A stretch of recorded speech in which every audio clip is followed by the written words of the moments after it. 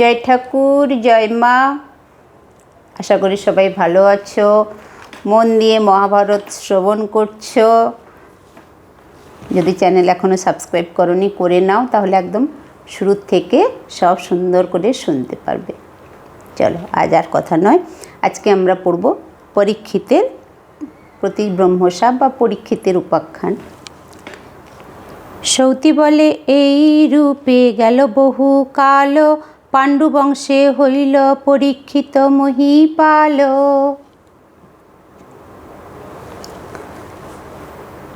অনেক বছর ওই সাপেদের গল্প, গরুরের গল্প যাওয়ার পরে অনেক বছর চলে গেছে। তারপরে পাণ্ডু বংশে পরীক্ষিতের জন্ম হলো। পরীক্ষিত অর্জুনের নাতি, অভিমন্যুর ছেলে, তার জন্ম হয়েছে। মহাপুণ্যবান রাজা প্রতাপে মিহির, কৃপাচার্য শিক্ষায় সকল শাস্ত্রে ধীর। তো পরীক্ষিত রাজা কেমন? মহাপুণ্যবান রাজা, কৃপাচার্যের সান্নিধ্যে সে সমস্ত শাস্ত্র অধ্যয়ন করেছে। সর্বগুণযুত রাজা সদা সত্যব্রত, মৃগয়াতে প্রিয় বনে ভ্রমে বিরত। এমনি তো খুবই ভালো রাজা, কিন্তু মৃগয়া করতে ভীষণ ভালোবাসে, তাই একটু বনে বনে বেশি ঘুরে বেড়ায়। দৈবে একদিন রাজা বিন্ধিলা হরিণে, পলাই হরিণ পাছু ধাইল আপনে। একদিন কি হলো, একটা হরিণকে ও তীর মারলো, এবার হরিণটা পালিয়ে গেল, আর পরীক্ষিত ওর পেছনে পেছনে ছুটতে শুরু করলো। পরীক্ষিত বাণে জিয়ে কাহার জীবন, পলাইয়া গেল মৃগ দৈব নিবন্ধন। এমনিতে পরীক্ষিতের বাণে কেউ বাঁচতে পারে না, কিন্তু তাও এই দৈবের নির্বন্ধনে ও পালিয়েই গেল। বহুদূর অরণ্যে পশিল নরবর, দেখিতে না পায় মৃগ অরণ্য ভিতর। তৃষ্ণায় আকুল বড় হয়ে পরীক্ষিত, গোচারণ স্থানে এক হইল উপনীত। বনের মধ্যে ঢুকে গেল ওর হরিণের পিছু করতে করতে, কিন্তু হরিণটাকে তো পেল না। একটা গরু চড়ানোর জায়গাতে গিয়ে উপস্থিত হলো। বৎসগণ করিতেছে গাভী দুগ্ধ পান, তাহাদের মুখশ্রিত যত উপনীত হয়ে তথা দেখিবারে পান। বৎসগণ করিতেছে গাভী দুগ্ধ পান, তাহাদেরও মুখশ্রিত যত ফেনা রাশি, বসিয়া করেন পান মৌন এক ঋষি। গরুদের কাছে গিয়ে উপস্থিত হলো, সেখানে দেখছে বাছুররা যে দুধ খাচ্ছে, তাদের মুখ থেকে যে ফেনা পড়ছে, সেটা বসে বসে একজন ঋষি খাচ্ছে। ঋষিবরে দেখি নৃপ করি সম্বোধন, ক্ষুধায় কাতর হয়ে কহেন বচন। আমি পরীক্ষিত রাজা শুনো তপোধন, মম বিদ্ধ মৃগ এক কইল পলায়ন। কোন পথে গেল মৃগ বলে দাও মোরে, ক্ষুধায় তৃষ্ণায় ক্লান্ত হয়েছি অন্তরে। এবারে মণিকে দেখেও বলছে, আমার বিদ্ধ একটা হরিণ এদিক দিয়ে পালিয়ে গেছে, কোন পথে গেছে যদি বলতে পারো, কেননা আমি এখন ক্ষুধায় তৃষ্ণায় ভীষণ ক্লান্ত। মৌনব্রত ধারী মুনি না কহে বচন, ভূপতি জিজ্ঞাসা কিন্তু করে পুনঃ পুনঃ। মৌনব্রতধারী মানে মৌন, মানে যে মৌন ধারণ করে রাখে, কথা বলে না, সেই মৌনব্রত ধারণ করে রেখেছে। মৌনব্রতে আছে মুনি রাজা নাহি জানে, উত্তর না পেয়ে রাজা ক্রুদ্ধ হইল মনে। একে তো রাজ্যেরও রাজা, দ্বিতীয় অতিথি, উত্তর না দিল দুষ্ট ইয়ার প্রকৃতি। এত ভাবি নৃপতি কুপিত হইল মনে, মৃত সর্প ছিল দৈব তাহার সন্নিধানে। ধনুস্থলে তুলি সর্প গলে জড়াইল, অশ্ব আরোহণে রাজা হস্তিনাতে গেল। রাজা বারবার ওকে জিজ্ঞেস করছে, আর মুনি উত্তর দিচ্ছে না, কেন কি মুনি যে মৌনব্রত ধারণ করে রেখেছে সেটা রাজা জানতো না, মানে মুনি কথা বলবে না, মৌনব্রত। আমরা জানি মৌনব্রতটা, কেন কি আমার দাদু যখন ছিলেন, দাদু প্রায় মৌনব্রততে থাকতো, আর দাদুর কথা বুঝতে না পারলে আমরা খুব মার খেতাম। ব্রাহ্মণেরও পুত্র মুনি শৃঙ্গী নাম ধরে, আচ্ছা, এবারে আমি একটু অন্যদিকে চলে গেছিলাম, জয় ঠাকুর। তো এবারে রাজাও মৌনব্রত মুনি মৌন ধারণ করে রেখেছে, তো তার কথার উত্তর দিতে পারছে না। একে ওই রাজ্যের রাজা, তারপরে সে অতিথি লোক, সে ক্ষুধায় তৃষ্ণায় ক্লান্ত বলছে, তারপরেও মুনি কোনো কথা বলছে না দেখে রেগে ওখানে একটা সাপ পড়েছিল, মৃত সাপ, সেইটা নিয়ে ওর গলায় জড়িয়ে দিল, দিয়ে হস্তিনাপুর চলে গেল। ব্রাহ্মণেরও পুত্র মুনি শৃঙ্গী নাম ধরে, কৃষ্ণ নামে তার সখা বলিল তাহারে। ব্রাহ্মণের পুত্র শৃঙ্গী, তার কাছে গিয়ে তার এক বন্ধু কৃষ্ণ গিয়ে বলল, কিবা গর্ব করো আপনারে না জানিয়া, তব বাপে রাজা দণ্ডে ঘরে দেখো গিয়া। এত শুনি গেল শৃঙ্গী দেখিবারে বাপ, গলায় দেখিল বেড়ি আছে মৃত সাপ। বন্ধু গিয়ে বলল, তোমার বাবাকে এরকম রাজা পানিশমেন্ট দিয়ে গেছে, গিয়ে দেখো। বাড়ি এসে দেখলো বাবার গলায় মৃত সাপ জড়ানো। ক্রুদ্ধ হইল শৃঙ্গী যেন জ্বলন্ত অনল, রাজারে দিল কো সাপ হাতে করি জল। হাতে জল নিয়ে রাজাকে সাপ দিল। আজি হইতে সপ্তদিনে পরীক্ষিত নৃপে, তক্ষকে দংশিবে তারে মম এই সাপে। আমি এই সাপ দিলাম রাজাকে, আজ থেকে 7 দিনের মধ্যে তক্ষক দংশন করবে। তক্ষক হচ্ছে শেষনাগ, তারপরে বাসুকি, তারপরে তক্ষক, তৃতীয় ভাই ছিল। কদ্রুর 3 নম্বর ছেলে ছিল তক্ষক। এত বলি পরীক্ষিতে দিল ব্রহ্ম সাপ, পুত্রের শুনিয়া সাপ দ্বিজ হইল তাপ। ছেলের এই ব্রহ্মসাপ শুনে এবারে মুনি নিজের মৌনভঙ্গ করল।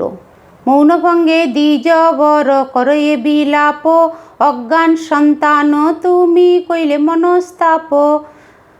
যে তুমি অজ্ঞানবশত কি করলে তুমি নিজেও জানো না। অবধ সন্তান তুমি করিলে কি কর্ম, ক্রোধে তপ নষ্ট হয় প্রবল অধর্ম।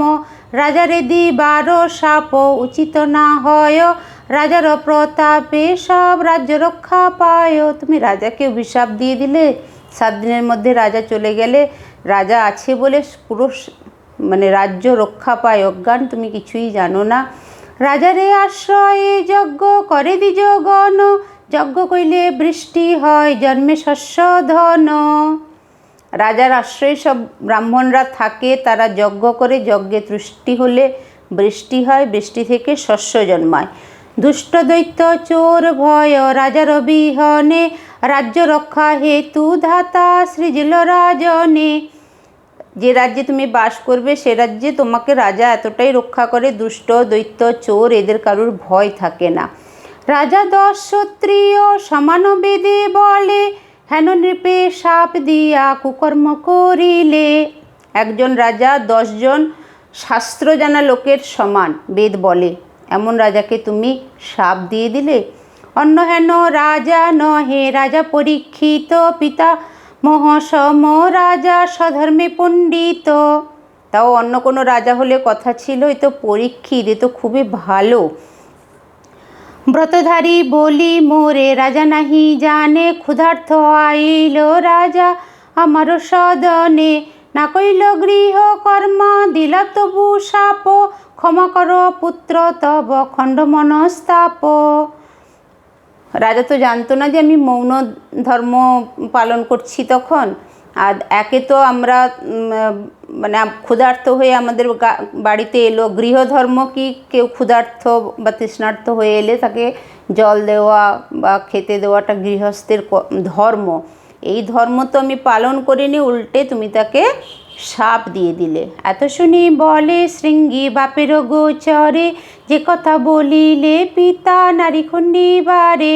সহজে বচন মম খণ্ডনা হয়, যে সাপ দিলাম ইয়া খণ্ডিবারে নয়। এবারে শৃঙ্গী বলছে, আমি এবারে কি করব? আমি যে সাপ দিয়ে দিয়েছি সেটা তো খণ্ডানো যাবে না।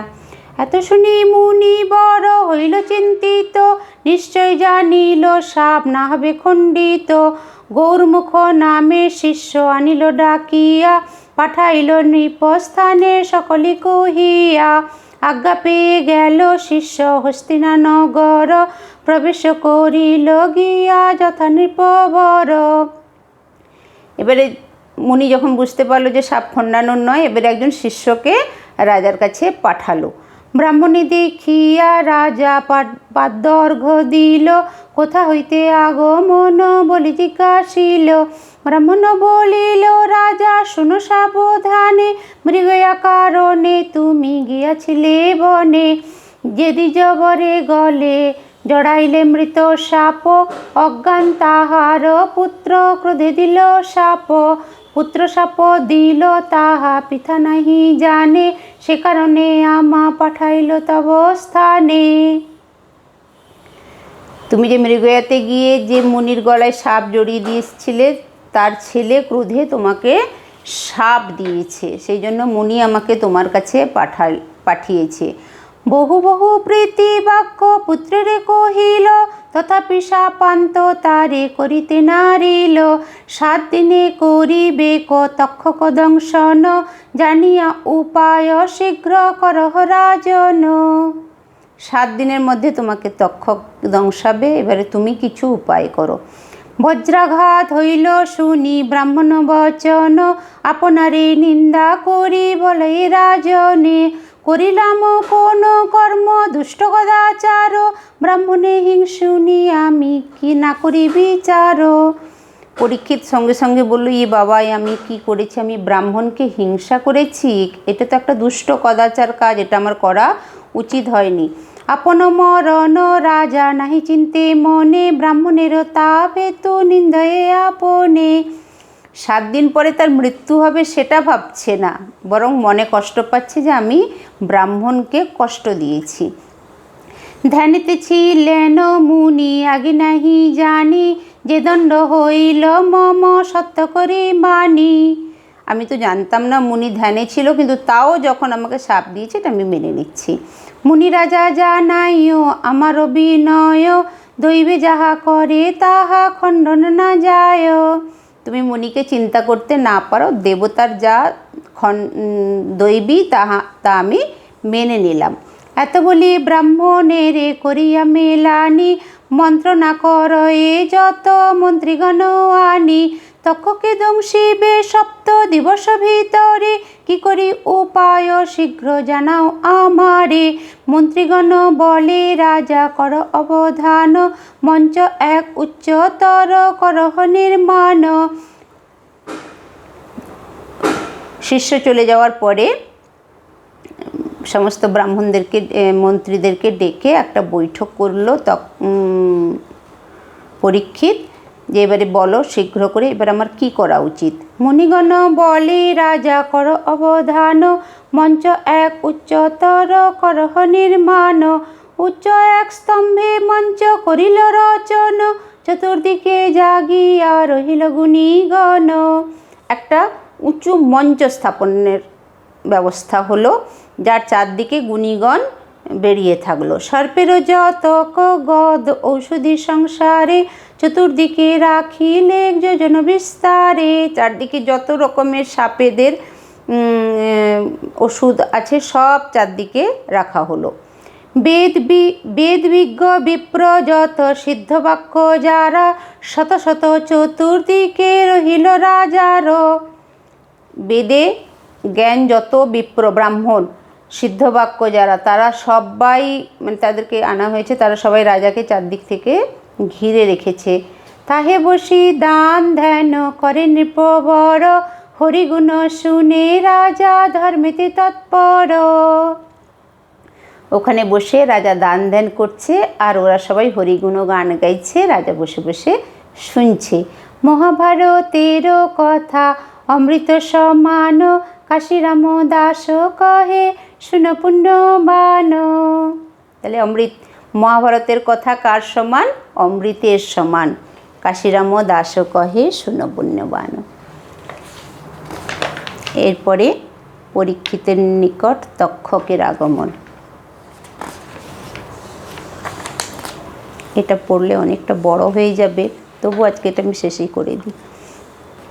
সৌতি বলে অবধান কর মুনিগণ, এমত উপায় বহু কৈল মন্ত্রীগণ। কশ্যপ নামেতে মুনি সর্বমন্ত্র গুণী, রাজারে দংশিবে সর্প লোকমুখে শুনি। ধন ধর্ম যশ পাব ভাবি দ্বিজ বর, তরা করি গেল দ্বিজ হস্তিনানগর। সব ব্রাহ্মণরা আসছে, সেরকম কশ্যপ মুনি মানে সাপেদের বাবা, জানি আমরা গরুরের বাবা, কশ্যপ মুনিও এসছে দান ধ্যান যশ পাবে বলে। তরা করি গেল দ্বিজ হস্তিনানগর। তক্ষক আসিয়া বৃদ্ধ ব্রাহ্মণের রূপে, বটবৃক্ষ তলে দেখা পাইল কশ্যপে। তক্ষক বলিল দ্বিজ এলো কোথা হইতে, কোথাকার যাহ বড় গমন তরিতে। কশ্যপ বলেন পরীক্ষিত নরবর, আজি তারে দংশিবে তক্ষক বিষধর। তক্ষকও এসে ব্রাহ্মণের বেশে একটা গাছের তলায় বসে আছে। কশ্যপ মুনির সঙ্গে তার দেখা। কশ্যপ মুনিকে জিজ্ঞেস করছে, কোথায় যাচ্ছ তুমি? তো কশ্যপ মুনি বলল যে আজকে তক্ষক দংশ করবে পরীক্ষিতে, তাই আমি তার কাছে যাচ্ছি। যে কারণে যাই আমি রাজার সদনে, মন্ত্র বলে রক্ষা আমি করিব রাজনে।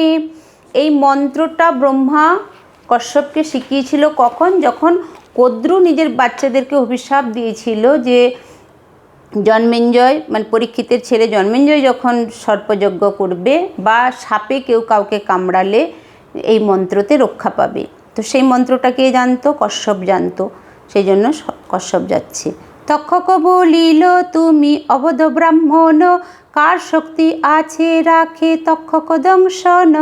নিজ গৃহে ফিরি যাহ শুনো দ্বিজ বর, অকারণে লজ্জা পাবে সবার ভিতর। কশ্যপ বলিল শুন গুরু মন্ত্র বলে, রাখিতে পারি যে আমি তক্ষক দংশিলে। তক্ষক বলছে তক্ষক সাপ যাকে কামড়াবে তাকে কেউ রক্ষা করতে পারবে না, তুমি সবার মধ্যে লজ্জা পেয়ে যাবে, তুমি চলে যাও। কশ্যপ বলল না, আমাকে গুরু মন্ত্র দিয়েছে, সে মন্ত্রে আমি তক্ষক দংশালেও রক্ষা করতে পারবো। শুনিয়া তক্ষক ক্রুদ্ধ হইল অতিশয়, আমি তক্ষক বলি দিল পরিচয়। নিবারিতে পারো যদি আমারও দংশন, এই বৃক্ষ দংশী দেখি করহ রক্ষণ। তক্ষক বলল তুমি আমার বিষকে রক্ষা করে দেবে? তাহলে পরীক্ষা হয়ে যাক। এই যে একটা গাছ দেখছো, এখানে আমি দংশন করছি, গাছটাকে রক্ষা করো। নিবারিতে পারো যদি আমারও দংশন, এই বৃক্ষ দংশী দেখি করহ রক্ষণ। কশ্যপ বলিল তুমি দংশক তরুবর, মন্ত্র বলে রাখি দেখো আমার গোচর। এতে কশ্যপ বাক্য তক্ষক শুনিয়া, দংশিল তরুবর যার ভস্য হইয়া। লাভ দিয়া ভস্য মুষ্টি কশ্যপ ধরিল, দেখো মোর মন্ত্র বল তক্ষকে বলিল। মন্ত্র পুড়ি ভস্য মুষ্টি গর্তেতে ফেলিল, দৃষ্টিমাত্র সেই ক্ষণে অঙ্কুর হইল। কশ্যপ গাছটাকে কামড়ানোর সঙ্গে সঙ্গে গাছটা একদম ভস্য হয়ে গেল। আর তক্ষক গাছটাকে কামড়ানোর সঙ্গে সঙ্গে গাছটা একদম ভস্যে পরিণত হয়ে গেল। তখন কশ্যপ মুনি ওর থেকে একটু ভস্য নিয়ে ওই গর্তে ফেলে দিতে একটা ছোট্ট গাছ বেরিয়ে এলো। দৃষ্টিমাত্র সেই ক্ষণে অঙ্কুর দুই পাত্র হয়ে হইল দীর্ঘ তরুবর। দুটো পাতা হলো, তারপর দীর্ঘ হয়ে গেল গাছটা। শাখাপত্র পূর্বে যথা আছিল সুন্দর, যেমন ছিল তেমনি হয়ে গেল। দেখিয়া তক্ষক হইল বিষণ্ণ বদন, কশ্যপে চাহিয়া বলে বিনয় বচন। পরম পণ্ডিত তুমি গুণে মহাগুণী, তোমার চরিত্র লোকে অদ্ভুত কাহিনী। রাখিতে আছো এ শক্তি দেখিনু তোমার, কেমনে আমার বিষে কইলা প্রতিকার। এবার তক্ষক বলল না, তুমি তো অনেক মহাগুণী, তুমি আমার বিষকেও প্রতিকার করতে পারো। আমা হইতে রাখো এহেন আছো এ শকতি, রাখিতে নারী বা পরীক্ষিত নরপতি। পূর্বিতে দহিল তারে ব্রাহ্মণের বিষে, সেই বিষ ভয়ে করে দেব জগদীশে। পদাঘাত খাইয়া করিল কৃতাঞ্জলি, বহু স্তব কইল ভয়ে পাছে দেয় গালি। ব্রাহ্মণেরও গালিতে কলঙ্কি শশধর, ব্রাহ্মণেরও গালিতে ভৃগাঙ্গ পুরন্দর। আর যত জন আছো দেখো পৃথিবীতে, হেন জনকে না ডরে বিপ্রের গালিতে। তুমি আমার বিষে তক্ষকের বিষে তুমি পরীক্ষিতকে রক্ষা করলেও তুমি ব্রাহ্মণের অভিশাপ থেকে তো ওকে রক্ষা করতে পারবে না। ব্রাহ্মণের অভিশাপ তো অকারণ যাবে না, তাই তুমি শত চেষ্টা করেও পরীক্ষিতকে বাঁচাতে পারবে না। ব্রহ্মশাপে বিরোধ করিতে যদি মন, তবে তথাকারে তুমি করহ গমন। যদি তোমার ব্রাহ্মণের অভিশাপকে দমন করার ইচ্ছা আছে তাহলে তুমি ওখানে যাও। তবে যশ লোভী বাড়ি যদি যাবে দ্বিজ বর, না পারিলে লজ্জা পাবে সভার ভিতর। ব্রাহ্মণের অভিশাপে তো তুমি ওকে বাঁচাতে পারবে না। তক্ষকের বিষে যদিও তুমি বাঁচিয়ে দাও, কিন্তু ব্রাহ্মণের অভিশাপ যেহেতু ওর সঙ্গে জুড়ে আছে, শুধু সাপে কামড়ালে তুমি বাঁচাতে পারবে, কিন্তু যেহেতু ব্রাহ্মণের অভিশাপে জুড়ে আছে সেহেতু তুমি ওকে রক্ষা করতে পারবে না। অযথা তোমার যশ বাড়বে না, তুমি লজ্জা পাবে, তুমি ফিরে যাও। ধন ইচ্ছা করি যদি যাও তথাকারে, আমি দিব যাহা নাহি রাজার ভাণ্ডারে। এতিক বচন যদি তক্ষক বলিল, শুনিয়া কশ্যপ দ্বিজ মনেতে ভাবিল।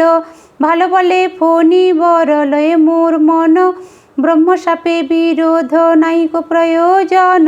নিশ্চয় জানি আয়ু নাহিক রাজার, চিন্তিয়া তক্ষক বাক্য করিল স্বীকার। ব্রাহ্মণের অভিশাপকে দমন করতে রাজা মুনি কশ্যপও ভয় পেয়ে গেল। এবারে ও চিন্তা করতে লাগলো যে নিশ্চয়ই আর আয়ু নেই পরীক্ষিতের। কশ্যপ বলিল, আমি দরিদ্র ব্রাহ্মণ, তবে আর কেন যাব পাই যদি ধন। যাইতাম ধন ধর্মে যশের কারণে, ব্রহ্মশাপ বিরোধে হইল ভয় মনে। তুমি যদি দেহ ধন যাইব ফিরিয়া, এত শুনি ফণি মনি দিলে কলইয়া। যাহার পরশে হয় লৌহাদি কাঞ্চন, হৃষ্ট হয়ে বাহুড়িল দরিদ্র ব্রাহ্মণ। তো কশ্যপ ফিরে যেতে রাজি হতে তক্ষক ওকে একটা মণি দিল। সেই মণিটা লোহাতে ছুঁয়ে দিলে সোনা হয়ে যাবে, পরশমণি, কাঞ্চন পরশমণি। পরশমণি কে দিল তাহলে? তক্ষক পরশমণি দিল কশ্যপ মুনিকে। বাহুড়িয়া কশ্যপ গেল চিনতে ফণি বর, আস্তে আস্তে কহে লোক করয়ে উত্তর। কেহ বলে নৃপতিরে ব্রহ্মশাপ দিল, সপ্তম দিবস আজি আসি পূর্ণ হইল। কেহ বলে রাজা বড় করিল উপায়, এক স্তম্ভে মঞ্চ করি বসিয়াছে তায়। কাহার নাইক শক্তি যাইতে তথায়, কেমনে তক্ষক গিয়া দংশিবে রাজায়। সব লোকেরা বলা বলি করছে রাজা এত উঁচুতে বসে আছে, আর আজ সপ্তম দিন, তো রাজাকে কি করে তক্ষক কামড়াবে, এইটা নিয়ে সব লোকেরা আলোচনা করছে ধীরে ধীরে। নানাবিধ মহৌষধি আছে চারিভিতে, গুণীগণ শূন্য পথে ধরিল মন্ত্রতে। পরস্পর এই কথা বলে সর্বজন, শুনিয়া চিন্তিল চিত্তে কদ্রুনন্দন। কদ্রুনন্দন মানে তক্ষক এবার শুনতে পাচ্ছে লোকেরা কি বলছে, এত উঁচুতে বসে আছে, সব রকমের মহৌষধি কাছে রেখেছে। সহচর গণ প্রতি বলিল বচন, ব্রাহ্মণের মূর্তি এবে ধর সর্বজন। কেবল যাইতে নাহি ব্রাহ্মণেরও মানা, ব্রাহ্মণেরও মূর্তি তব ধর সর্বজনা। এর সঙ্গে যত ভাই বোনেরা এসেছিল সবাইকে বললো তোমরা ব্রাহ্মণের রূপ ধরে নাও। বাকিদের ওখানে যাওয়াটা মানা আছে, কিন্তু ব্রাহ্মণদের যাওয়া মানা নেই। ফল ফুলে আশীর্বাদ করিবে রাজারে, এই ফল গুটি লইয়া দিবে তার করে। শীঘ্রগতি না যাইবে যাবে ধীরে ধীরে, চিনিতে না পারে যেন রাজা অনুচরে। তোমরা সবাই কেমন করে যাবে, সঙ্গে ফল মূল সব ফুল সব নিয়ে যাবে। একটা ফল নিয়ে গিয়ে যার মধ্যে তক্ষক নিজে আছে ওটা বলো রাজাকে দেবে, কিন্তু খুব আস্তে আস্তে যাবে যাতে রাজার অনুচররা তোমাকে চিনতে না পারে, শীঘ্রগতি করবে না। এত বলি ফল মধ্যে করিল আশ্রয়, শুনিয়া সকল নাগ প্রমূর্তি হয়। সেই ফল নানা পুষ্প হাতে করি নিল, যথা মঞ্চে নরপতি তথাই চলিল। ব্রাহ্মণেরও রোধ নাই রাজার দুয়ারে, ফল ফুলে আশিস করিল নরবরে। সবাই রাজার কাছে গেল, গিয়ে ফল ফুল দিয়ে আশীর্বাদ করলো। আনন্দে নৃপতি তার ফল ফুল নিল, ক্ষত ফল দেখি রাজা নখে বিদারিল। একটা ফল দেখলো যার ভিতরে ক্ষত আছে। ক্ষুদ্র এক পোকা তাহে লোহিত বর্ণ, কৃষ্ণবর্ণ মুখ তার দেখিল রাজন। হেনকালে নৃপতি বলিল মন্ত্রীগণে, ব্রহ্মশাপে মুক্ত আজি এই 7 দিনে। মুহূর্তেকে অস্ত হইতে আজ দিন মুনি, ব্রহ্মশাপ ব্যর্থ হইল অদ্ভুত কাহিনী। রাজা এদিকে খুশি হয়ে ফলটা তো দেখলো, ফলের ভেতরে একটা লোহিত বর্ণের মানে কালো রঙের একটা ছোট্ট পোকাও দেখতে পেল ফলের মধ্যে। কিন্তু তাতেও রাজা খুব খুশি হয়ে সবাইকে বলছে যে না, আজকে ব্রহ্মশাপ থেকে আমি মুক্ত হয়ে গেলাম। এই হেতু আশঙ্কিত হইতেছে মনে, অভ্যর্থ ব্রাহ্মণ সাপ হইল খণ্ডন। কিন্তু তবু এই পোকা তক্ষক হৌ এই ক্ষণ, দংশুক আমারে রাহু ব্রাহ্মণ বচন। আচ্ছা, এবারে পরীক্ষিত বলছে এটা তো ঠিক হলো না, আজ 7 দিন হয়ে গেল আমাকে সাপ কামড়াতে পারলো না, কিন্তু ব্রাহ্মণের অভিশাপটা তাহলে ব্যর্থ হয়ে যাবে, আর ওটা তো আমি হতে দিতে পারি না। মন্ত্রীকে ডেকে বলল যে এই যে ছোট্ট পোকাটা তক্ষক, এই পোকাটা তক্ষক হোক আর আমাকে এক্ষুনি দংশন করুক।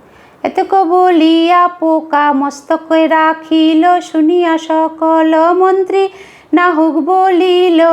হেনমতে রাজা মন্ত্রী কর এ বিচার, ততক্ষণে তক্ষক করিল নিজ কার। মন্ত্রীকে এই কথা বলে ছোট্ট পোকাটা নিয়ে পরীক্ষিত নিজের মাথার ওপরে নিল। মন্ত্রীরা অনেক মানা করলো, কিন্তু তক্ষক ততক্ষণে নিজের রূপ ধারণ করে নিয়েছে। প্রলয়ের মেঘ যেন করয়ে গর্জন, শব্দ শুনি ভয়েতে পড়াই মন্ত্রীগণ। ভয়ঙ্কর মূর্তি দেখি সবে হইল ডর, জড়াইল লাঙ্গুলে রাজার কলেবর। তক্ষক ততক্ষণে নিজের মূর্তি ধারণ করে নিয়েছে, আর তক্ষককে পরীক্ষিতকে পুরো জড়িয়ে নিয়েছে। সহস্রেক ফনা ধরে ছত্রের আকার, শব্দ করি ব্রহ্ম তালু দংশিল রাজার। নৃপতিরে দংশিয়া চলিল অন্তরিক্ষে, রক্ত পদ্ম আভা তনু দেখে সর্বলোকে। রাজার ব্রহ্মতালুতে দংশন করে ও চলে গেল, সব লোকেরা তখন দেখছে ওটা। রাজসহ মঞ্চ জলে বিষের আগুনে, কান্দে মন্ত্রীগণ সব রাজার মরণে। অন্তঃপুরে শুনিয়া কান্দে সর্বজন, প্রেতকর্ম রাজার করিল ততক্ষণ। রাজা তো মরে গেল, সবাই অনেক দুঃখ পাচ্ছে। অগ্নিহোত্রে মৃত তনু করিল দাহন, শ্রাদ্ধ শান্তি করিল তারা বিহিত লক্ষণ। রাজার শেষকৃত্য সম্পন্ন হলো, শ্রাদ্ধ শান্তি সব কিছু হয়ে গেল। মন্ত্রীগণ সহযুক্তি করি সব প্রজা, তার পুত্র জন্মেঞ্জয়ে তারা কইল রাজা। এবারে জন্মেঞ্জয়কে রাজা করা হলো। বয়সে বালক শিশু বড় বুদ্ধিমন্ত, পরাক্রমে জন্মেঞ্জয় দুষ্টের দুরন্ত। জন্মেঞ্জয় শিশু হলেও খুবই বুদ্ধিমন্ত। দেখিয়া রাজার গুণ যত মন্ত্রীগণ, কাশীরাজ কন্যা সহ করিল বরণ। কাশীরাজ কন্যার সঙ্গে জন্মেঞ্জয়ের বিয়ে হয়ে গেল। এর আগে আমরা কাশীরাজের কন্যা পড়েছিলাম, কোথায় পড়েছিলাম? যখন পাণ্ডু আর এদের বিয়ে হয়েছিল, ধৃতরাষ্ট্র এদের বিয়ে হয়েছিল, কাশী কন্যাকে কে হরণ করে এনেছিল? ভীষ্ম হরণ করে এনেছিল। সেগুলো পড়বো আগে গেলে। তো এবারে কাশীরাজের কন্যার সঙ্গে আবার কাশীরাজের এক মানে ওই বংশেরই মেয়ের সঙ্গে জন্মেঞ্জয়ের বিয়ে হয়ে গেল। বপুষ্টমা নামে কাশীরাজের নন্দিনী, নানা রত্নে ভূষিয়া দিলেন নৃপমণি। বিবাহ করি জন্মেঞ্জয় আসে গৃহে লইয়া, চিরদিন ক্রীড়া করে আনন্দিত হইয়া, এক পত্নী বিনা তার অন্য নাহি মন, উর্বশী সহিত যেন বুধের নন্দন। নাগের চরিত্র আর কশ্যপের কর্ম, পরীক্ষিত স্বর্গবাস জন্মেঞ্জয় জন্ম। এইসব রহস্য কথা শুনে যেই জন, বংশবৃদ্ধি ধন বৃদ্ধি হরিপদে মন। তাহলে এতক্ষণ আমরা যা যা শুনলাম, পরীক্ষিতের স্বর্গবাস, জন্মেঞ্জয়ের জন্ম, কশ্যপের কর্ণ, নাগের চরিত্র, উর্বশীর সহিত বুধের নন্দন, এই সমস্ত কথাগুলো শুনলে যারা শুনছো, যারা শ্রবণ করছো, তাদের বংশবৃদ্ধি হবে, ধন বৃদ্ধি হবে, হরিপদে মন হবে। সবাঞ্ছিত ফল পায় কহিলেন ব্যাস, সর্বপাপে মুক্ত হয় পুণ্যের প্রকাশ। সবাঞ্ছিত, যেটা তুমি মনে বাঞ্ছনা করবে তুমি সেটা পাবে। আদিপর্ব মহাভারত অমৃতবৎ কথা, কাশীরাম দাস কহে পাঁচালীর কথা। তাহলে মহাভারতটা কি অমৃতের সমান, কাশীরাম দাস সেটা পাঁচালীতে লিখেছে। জয় ঠাকুর জয় মা, অনেক বড় হয়ে গেছে, কিন্তু মন দিয়ে শোনো সবাই, অমৃত পাবে, অমৃত। আমি বলছি না, ব্যাসদেব বলে গেছেন, সেটা কাশীরাম দাস বলছে, আমি পড়িয়ে শুধু শোনাচ্ছি। জয় ঠাকুর জয় মা, সবার দিন ভালো কাটুক।